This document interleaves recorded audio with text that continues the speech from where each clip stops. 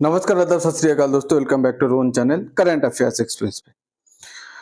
तो गाइस देखिए, PM Modi's latest post pours cold water on possible meeting with Trump. तो आप सब लोग को पता है कि डोनाल्ड ट्रम्प के साथ फाइनली पीएम मोदी जी का कोई मीटिंग नहीं हुआ, जो आसियान समिट पे, जो आपका मलेशिया पे हो रहा है, उधर मीटिंग होने की पॉसिबिलिटीज बात चल रहा था। ओके, तो अब उधर क्यों बात चल रहा था? क्योंकि ये बोला जा रहा था कि ऑलरेडी ट्रेड डील चल रहा है, इंडिया और यूएसए के बीच निगोशिएशन चल रहा है। तो उस टाइम पे पीएम मोदी और डोनाल्ड ट्रम्प के बीच अगर मलेशिया का जो आसियान समिट पे, जो पीएम मोदी को भी और डोनाल्ड ट्रम्प दोनों को इन्वाइट किया गया है, इर्रेस्पेक्टिव ऑफ दैट कि उन दोनों आसियान कंट्रीज का मेंबर नहीं है।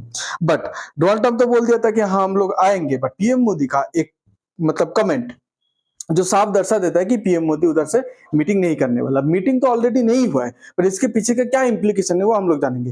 देखिए, पीएम मोदी बताया था, had a warm conversation with my dear friend prime minister Anwar Ibrahim. Anwar Ibrahim Malaysia का प्राइम मिनिस्टर है, जिन्होंने मतलब इनवाइट किया था। उनको कांग्रेचुलेशन किया कि आप आसियान का इस टाइम पे चेयरमैन के पद पे है, आपने ये मीटिंग को ऑर्गेनाइज कर रहे हैं। Look forward to joining the ASEAN India summit virtually, मतलब मैं वर्चुअली ऑनलाइन ये समिट को ज्वाइन करूंगा, पर्सनली नहीं जाऊंगा। अब ट्रम्प पर्सनली आ रहे हैं, मोदी जी पर्सनली नहीं जा रहे हैं, तो दोनों के बीच ऑब्वियसली मीटिंग नहीं होगा।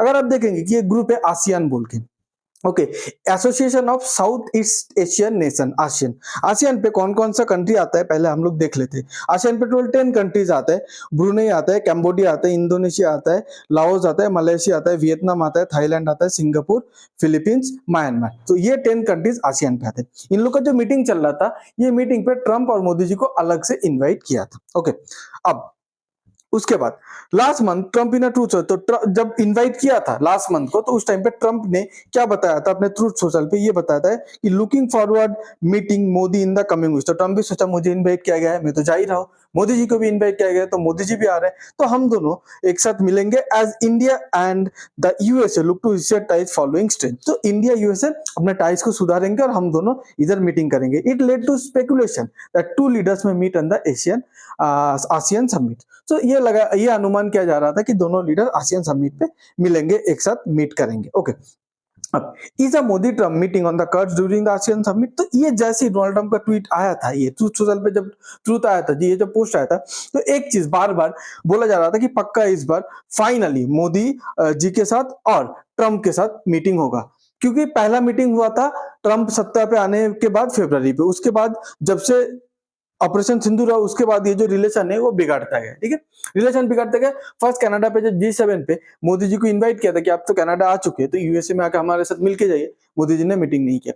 फिर लास्ट टाइम जब यूएनजीए के यूनाइटेड नेशन जनरल असेंबली, जिसका समिट अमेरिका पे हुआ था, उधर जब बुलाया था, ठीक है, तो मोदी जी नहीं गया, किसको, जयशंकर को भेज दिया वो मीटिंग को अटेंड करने के लिए। ओके, उसके बाद अब फिर उसके बाद जब कुछ दिन पहले इसराइल और हमास का पीस डील पे हर एक कंट्री का लीडर को बुलाया था, इंक्लूडिंग मोदी, तो उधर भी मोदी जी ने मना कर दिया कि मैं नहीं आने वाला हूँ। ठीक है, अपना एक मंत्री को भेज दिया था। तो ये आप देख सकते हैं कि डोनाल्ड ट्रम्प ने सारा आसियान जो लीडर्स है उसके साथ ऐसे हाथ मिला रहा है, हाथ मिला के फोटो खिंचा रहा है। तो इस टाइम पे जो पूरा आसियान ग्रुप के साथ यूएसए का जो ट्रेड रिलेशन को लेकर स्ट्रेन चल रहा था, तो बोला जा रहा है कि ये ट्रेड के बारे में भी बात होगा यूएसए के साथ। हर एक जो 10 कंट्रीज है अपना अपना ट्रेड डील के बारे में बात करेंगे कि आप जितना टैरिफ लगा चुके हो वो ज्यादा है, थोड़ा कम कीजिए, निगोशिएट करेंगे। दोनों मतलब आसियान और ट्रम्प के बीच एक विन विन डील वाले सिचुएशन को लेकर बात होगा।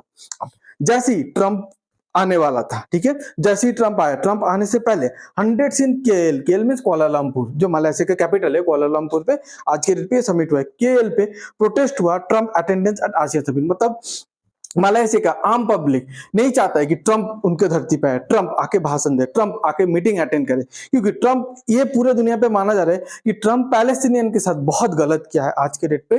पैलेस्टीनियन को सपोर्ट ना करके इसराइल को एक तरफा इसराइल को जीत दिला दिया, पैलेस्टीनियन के बारे में नहीं सोचा। तो इसीलिए ट्रम्प के और यूएसए के अगेंस्ट पे मोस्ट ऑफ द कंट्रीज पे आज के डेट पे, सिर्फ मुस्लिम कंट्री नहीं, जैसे इंडिया, ओके, इंडिया तो सेकुलर कंट्री, मुस्लिम भी नहीं, हिंदू कंट्री भी नहीं, ठीक है, क्रिश्चियन कंट्री भी नहीं, बुद्धिस्ट कंट्री भी नहीं, ठीक है, तो ऐसा इंडिया पे, फिर नेपाल पे, ठीक है, नेपाल भी तो मतलब मुस्लिम कंट्री नहीं है, ठीक है, मुस्लिम मेजोरिटी कंट्री नहीं है। हर एक, जैसे बांग्लादेश पे, कोई भी मुस्लिम नॉन मुस्लिम कंट्री पे आज के डेट पे यूएसए का जो पिक्चर है वो अच्छा नहीं है, ठीक है, बिकॉज ऑफ डोनाल्ड ट्रम्प की पॉलिसी, डोनाल्ड ट्रम्प की नीतियां। ओके, अब ट्रम्प टू मीट विथ, अब ट्रम्प जब इधर आ गया है, तो ट्रम्प बोला है कि इधर से चाइना ज्यादा दूर है भी नहीं, तो बोला है कि मैं आ रहा हूँ, शी जिनपिंग के साथ मिलूंगा, मिलने के बाद ठीक है एशिया पे जब जा रहे हो शी जिनपिंग के साथ मिलूंगा, और आपको पता है ट्रम्प ऑलरेडी फिर से मोर देन 100% टैरिफ लगा के बैठा है चाइना के ऊपर। तो ट्रम्प चाहता है कि हम लोग इस डील के बारे में बात करें। ये चाइना जो आपका सेमीकंडक्टर का जो रॉ मटेरियल है, जो रेयर अर्थ मिनरल्स देके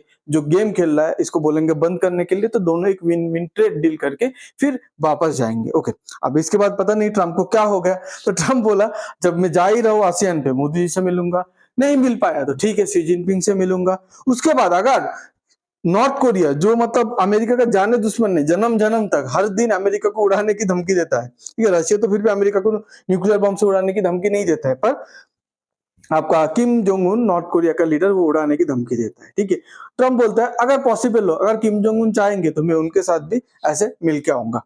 Trump repeats claim India will cut Russian oil imports. आपको पता है कुछ दिन पहले ट्रम्प ने बोला था कि मैं रशियन ऑयल, मतलब इंडिया हम लोग को आश्वासन दिया है कि रशिया से जो ऑयल खरीदते हैं उसका इंपोर्ट कट कर लेंगे। अब मोदी जी का ट्रम्प के साथ ना मिलने की सबसे बड़ा वजह है कि ट्रम्प कहीं पे कुछ भी बोलते हैं। अब उनके साथ मुंह लगाना मतलब अपना इज्जत गंवाना।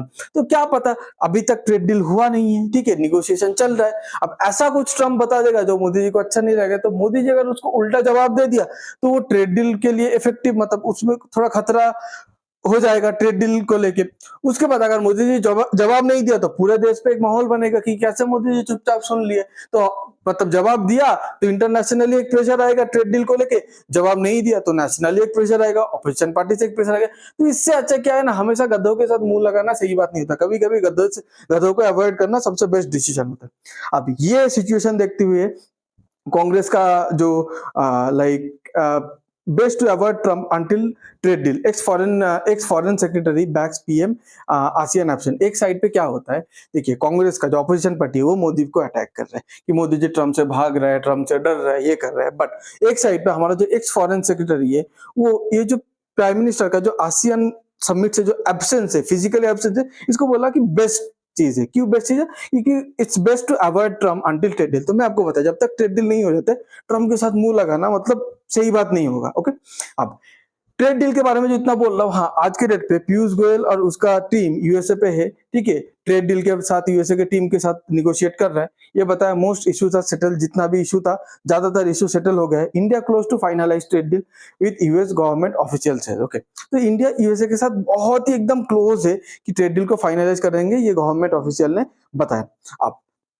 अब ये ट्रेड डील पे मेन हाईलाइट क्या है कि यूएस में कट डाउन, ओके, ऐसा बोला जा रहा है कि यूएस जो इंडिया के ऊपर 50% टैरिफ लगा के रखा है, तो यूएस वो टैरिफ को कट डाउन करके 15 to 16% कर सकता है। ठीक है, मतलब इस टाइप से ट्रेड निगोशिएशन डील आज के डेट पे चल रहे हैं। अब आज के डेट पे भले यूएसए और इंडिया का देखिए ट्रेड वॉल्यूम बहुत ज्यादा गिर चुका है, क्योंकि इंडिया का ट्रेड नहीं गिरा है बट यूएस इंडिया का ट्रेड वॉल्यूम गिर चुका है। अब क्योंकि 37% ट्रेड गिर चुका है, क्योंकि इतना ज्यादा टैरिफ लगा के रखा है, इंडियन सामान अमेरिकन मार्केट पे महंगा हो गया है, तो कौन खरीदेगा।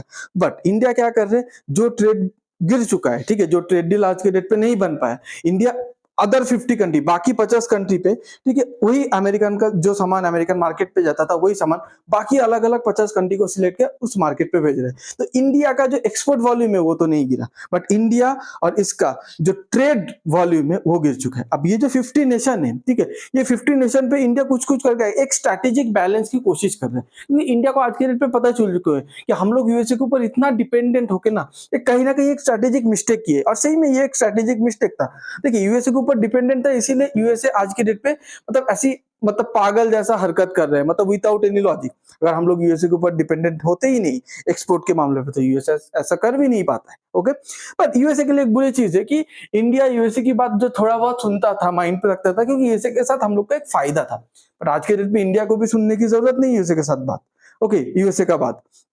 अब इंडियन स्टूडेंट को वीजा लेके, ये वीजा H1B वीजा वगैरह लेके बहुत रेस्ट्रिक्शन लगा दी। तो आज के डेट पे अगर आप देखेंगे most of the Indian student USA पे नहीं जा रहे, 60% ड्रॉप बताया जा रहा है, 40 to 60% ड्रॉप हो गया है जो इंडियन स्टूडेंट यूएसए पे पढ़ने जाने के लिए अप्लाई करता था। ठीक है, अब बोलेंगे आप कहाँ जा रहे हैं, तो वो जो ड्रॉप आया है वो student, most of the student India पे अपना एजुकेशन कंप्लीट करने की कोशिश कर रहे हैं, जो इंडिया पे एकदम एजुकेशन मतलब हायर डिग्री लेने के लिए एकदम भी इंटरेस्टेड नहीं है, तो वो अपना यूरोप को एज देयर डेस्टिनेशन चूज कर रहे हैं। आपको अगर ये वीडियो अच्छा लगता है तो please like share and subscribe. आप पूरे इंसिडेंट के बारे में क्या सोचते हैं प्लीज कमेंट पे बताइएगा। Thanks for being here, your time really matters. God bless you.